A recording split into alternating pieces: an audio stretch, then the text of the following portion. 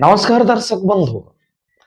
ये सुंदर विशाल सृष्टि रे मनुष्य को जीवन अतिबाहित करबा पाई ए शरीर को जीवित रखिबा पाई खाद्यर आवश्यकता अछि।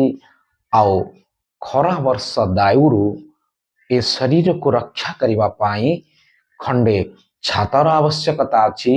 आओ शरीर को लज्जा निवारण पाई खंडे वस्त्र आवश्यकता अछि। ଏହି ତିନୋଟି ପ୍ରୟାସ ପରେ ଆମେ ଯାହା କିଛି ଅଧିକା ପ୍ରୟାସ କରୁ ତାହା ହେଉଛି ଲୋଭ, ଆଉ ତାହା ହେଉଛି ଆଡମ୍ବର ଜୀବନ ଯାପନ କରିବା ପାଇଁ ନିଷ୍ଫଳ ପ୍ରୟାସ। ଯେଉଁ ପ୍ରୟାସ କରି କରି ଆମେ ସୁଖମୟ ରାସ୍ତାରୁ ଦୁଃଖମୟ ରାସ୍ତାରେ ପଥିକ ହୋଇଯାଇଥାଏ।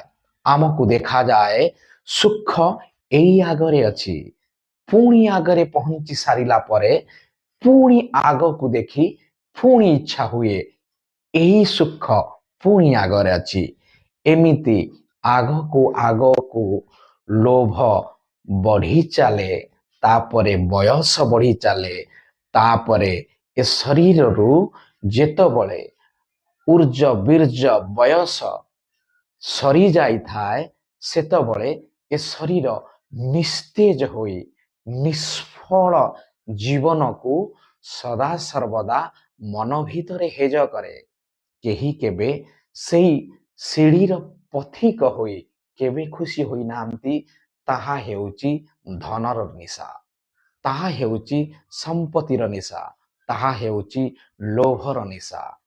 ଏହି ନିଶାକୁ ଆମେ ହୃଦୟରୁ ବାହାର କରିବାକୁ ହେଲେ ହୃଦୟରେ ସଦା ସର୍ବଦା ସେହି ପରମେଶ୍ୱରଙ୍କର ଗୁଣଗାନ ମାନନ ଚିନ୍ତନ ଧ୍ୟାନ କରିବାକୁ ପଡ଼ିବ।